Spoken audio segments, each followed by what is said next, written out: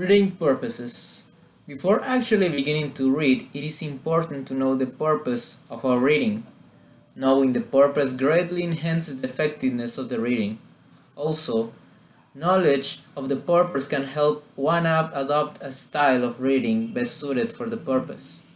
Usually people read for pure enjoyment, practical application, to obtain specific information or to develop a more critical understanding. On many occasions, you will need to fully master the material in a text so you can evaluate its arguments, perspective, and or evidence. This will require you to read the material truly, make effective and relevant notes, keep an open mind by being aware of your own ideas and opinions regarding the issues involved. There are many ways to get to understand fully a text. These methods are called process of reading. One of the most popular methods of reading is known as the SQ3R method, which stands for survive, question, read, recite, review. It involves the following steps. 1. Survey. This is in fact a pre-reading step where you survey the material prior to your actual reading by scanning the title, readings, and any summaries or abstracts. Before you actually begin reading the material, skim the entire reading material. Understand the organization of the reading material by going through the title page, table of contents, preface, appendix, bibliography, and so on. 2. Question. Before reading, put down specific questions you would like to have to answers. This not only clarifies the purpose of the reading, but also helps you focus and remember what you have to read. Turn headings given in chapters into questions.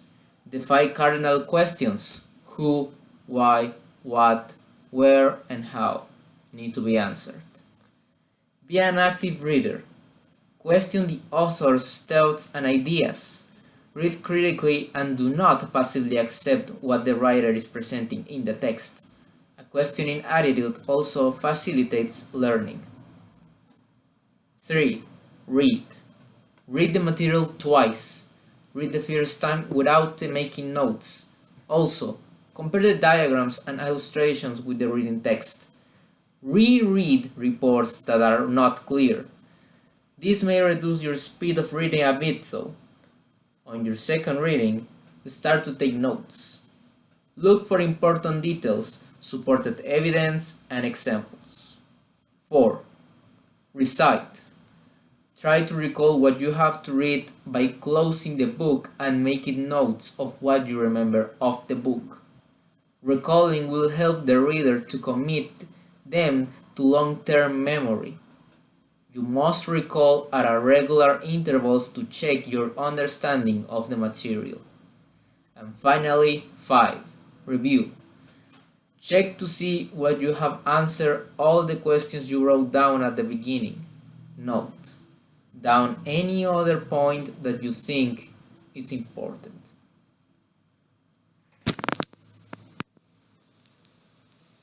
Hi, my name is Akemi and I'm going to explain the different type of text. But first, I'm going to explain what is a type of text. Are any piece of writing that you read or create. This can be anything from novels, newspaper, reports, textbooks to receipts, movie reviews, and game instructions. For example, we have the first one. It's a procedure, show a process in order, use the present simple, and use imperative. We can find that that type of text in steps, for example, step 1, step 2, step 3, step 4, that kind of things. And we have the second, it's a report. It's a type of document written by someone or group of people. They use the present simple tense, logical connectives, and the structure is describing of the things which will be discussed on detail. And the third, we have the descriptive. The describe a radical and particular person. This, well, we can describe a person, a thing, or a place. Use a technical language, present simple tense, and the structure could be the sources, the description. And the fourth is the narrative form. It's for to entertain, instruct, inform way the reader by telling a story. We can use take time connectives to show an order, and the structure could be the resolution or temporary resolution. And the last one is recount. The recount is for to retell events in chronological order. And use the past tense and structure. The structure is orientations. Is for orientations, events, and reorientations. And this could be the different type of text. Hello, I'm Vianney, and I talk about the micro skills. Micro skills are specific competence for communication with people. The tire is well being the terms in how you feel, how you act, and how you make your environment. To understand better micro skills, I consider micro skill is a good idea define. Micro skills and micro skills have the same idea, but micro skills is more general. Refers to the principal concepts, orancy and literacy. We can use two concepts, input and output. Input refers to when the information enters, and output is when the information exits. So, for example, in orancy, input is when you listen, and output is when you're speaking. And literacy, input is when you reading, and output is when you writing. Now, each ability have proprietary. In the case of reading, have receptive, leisure, roll of shams, in writing, productive, leisure, monitor check, and grammatical knowledge required. In listen, basis of expressive, receptive, time pressure, and roll shams. And speaking, core skill, productive, repetitions, time pressures, and requires of practice.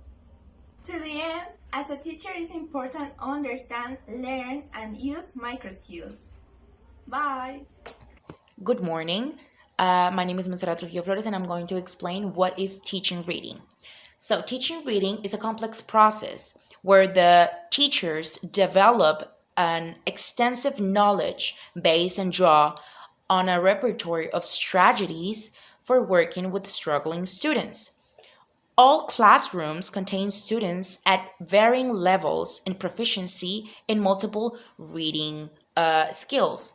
Meeting the reading skills of all learners is often cited as one of the most challenging tasks for teachers and parents. This dilemma exists for three primary reasons, which are educators and professional decision makers need to understand the power of methodology instruction. They need to understand the diversity and complexities of every learner. And finally, they need to understand how to best fit best practice into daily routines. So this means that teaching reading needs to consider the different types of students and their needs. Research has shown us that there is a great deal to transfer from learning to read in one language to learning how to read in a second language. Both research and classroom practice justify the use of a balanced approach to teaching. Also, the interest of a reader on a topic influences the level of prior knowledge. All of these factors are very important at different levels and depending on the reading task. So, I'm going to mention 5 reading strategies that I find the most important or that I like the most. And the first one is repeat and speak. So whenever you're teaching a word, a sentence, you can use this strategy of saying the word twice, have the students repeat it back twice, have them write it down once, and finally have them say it out loud once. Uh, the second one is allow think time. Whenever you ask a question, you have to give them some think time in order to generate the answer. The third one is sort words. You have the students sort words from a story into parts of speech. The other one is follow along. Whenever you're reading out loud and your students are following along with you, you can stop in different places and then make them quarterly complete the sentence. This will also be like a little more dynamic strategy.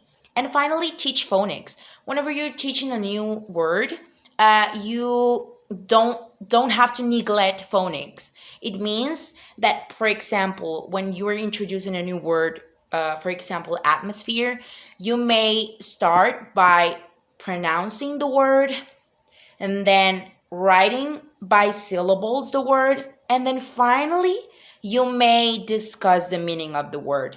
All of these strategies are easy to implement and helps to keep students to be actively engaged in the process of learning to read.